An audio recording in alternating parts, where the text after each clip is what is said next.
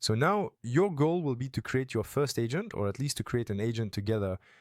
So what's important when you want to create an agent is to find a task that deserves to be automated or standardized. So here there are a lot of elements and context involved. If you're working alone, you already know all the ins and outs, you already know the end goal, and you're already familiar with your tasks. However, if you want to standardize an agent for several people, there are a couple of small methods to consider. Collaboration techniques that I'll share with you throughout this course to really make sure that this agent is very beneficial for you, but also that it benefits your colleagues or your employees as well. So in short, the first thing to do, and what I consider the best method for finding agents, is this.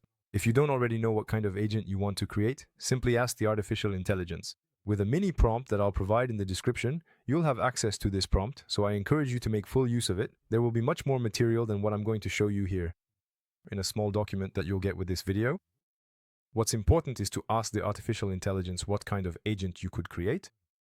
The initial method is to clearly state, knowing that my professional position is going to be, and here you could certainly fill in the specific blanks, but I will do it for this example.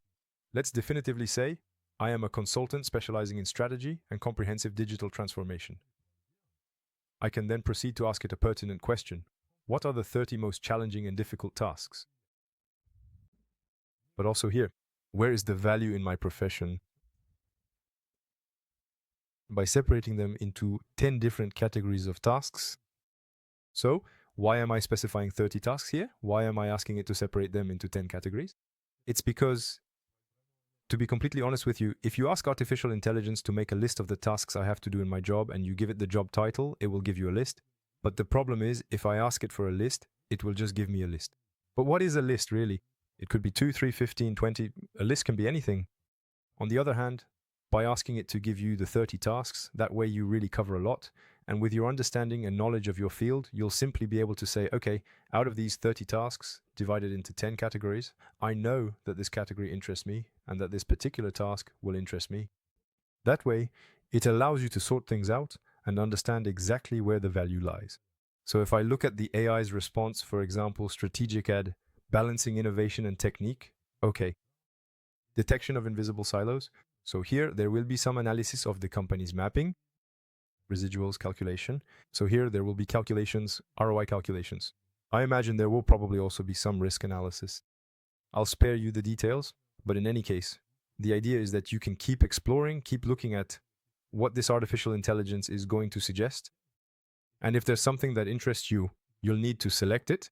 So I always encourage you to select several options. That way you can try out one of the solutions. And if you like it, all the better.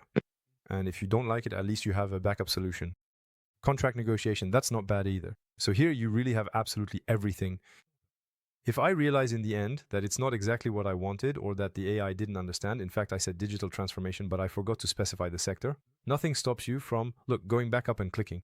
So as soon as you hover your mouse over the prompt, the message you gave, there's a little pencil icon, and there you can specify digital transformation. And here I'm going to tell it in the industry, specifically the Agri-Food sector, let's say. I'm going to say on the factory side.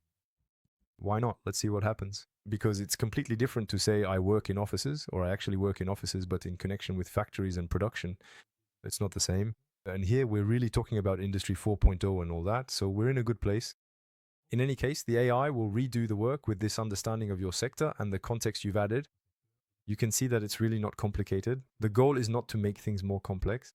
We need to keep it as simple as possible. One of the big problems I see with AI is that in the end, we want to make things perfect. And by trying to make it perfect, we end up doing nothing. Or we end up doing something that's unworkable, incomprehensible with a, well, let's just ask directly, look, I can do it to show you just how bad of an idea it is. Let's say I need an element, some dark data to set up, to monitor. It's really on the factory side. That's not my area of expertise. I'll take the hop lab innovation. Here, for example, I'm going to tell it, look at this point here. I'm going to say, okay, can you now make me a gem type agent? I just need to explain to it gem type on this topic. Here, I'm going to get something that's going to be incomprehensible, that seems high quality, but won't actually be useful. Because it's nice to have something long, but if I can't modify it by adding my own extensions, in the end, I'm putting myself in a kind of gilded cage that won't necessarily be very useful. So the goal, I'll go back to my previous topic. Actually, I just removed the factory aspect because otherwise I won't have the elements that I know well enough to move forward with it. So now I'm going to choose 1, 2, 3, 4. 4 at most, I would say, because otherwise you'll end up with a list that won't really be too useful. Very useful. I'll take, all right, one item to start with, and I'll begin working and actually thinking about this process. So, for example, I've chosen to reduce the digital carbon footprint because it's an ESG topic. A lot of people are talking about it. I've done quite a few consultations on this. So I think it's interesting, especially in terms of AI. So what I do is I take this topic, I've copied it, and now, once again, I'll be able to give you the prompt. Could you now tell me what the procedure is? So look, I put 2 little dots. For this task, I give it the 2 little dots. I give it the task and I tell it I want. It's really simple. There's no need to make it complicated. I want this. Come on, let's keep it very, very simple. You can see. Here, I tell it what the input data and information are, the analysis that will be produced, and finally, what the deliverables are and the elements that would make it a success. And actually, we launch it with this task. So first, just to see what the AI gives us. Generally, as professionals, we already have a very, very good idea. What will it take to create this agent? What's the operating procedure? But personally, I always like to ask the AI, what do you think? What will be given as input? That way, if there's something I've forgotten or something that might not immediately jump out at me, I still end up with it. So here, what I suggest you do is see if these elements make sense for you. Let's say in my company, for example, hardware inventory doesn't really concern us because in the end, we mostly work with the cloud. So here I mentioned data center. Now I'm thinking, okay, generally, these are the kinds of data I work with. These are pieces of information. These are topics. Let's say it could even be the name of a sector, as you can see. We can make it very complicated or very, very simple. So here I'm thinking providing data centers. That's perfect. That's exactly what we use. And providing usage as well. Let's say those are the 2 elements I need. I write them down. I keep them in mind. Sometimes I even do this. I make a map. I go back a bit to my structure. I mean, knowing that I'm going to give you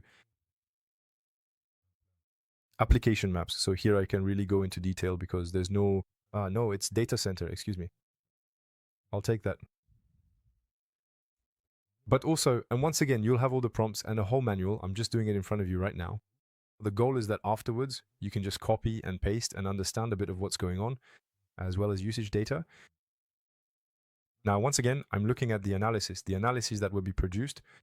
Carbon footprint, exactly what I need. I'll be able to tell it, I want you to do the following analysis. I'll say carbon footprint. That's a bit too specific. So for example, I'll say, you can give it examples. So otherwise, you don't have to, you can simply remove it. You'll just need to add in the extensions, what you mean by carbon footprint. So I'll keep it as simple as possible. I'll just copy the title. So here I have carbon footprint. That's exactly what I need. Green maturity analysis. Why not? No, I'll go with efficiency. Architecture efficiency. So I'll copy it again. But also, there you go. And finally, the deliverables. Dashboard, dynamic. I know Gemini can do that. So I'll show you anyway. That way it'll be interesting, I'll say.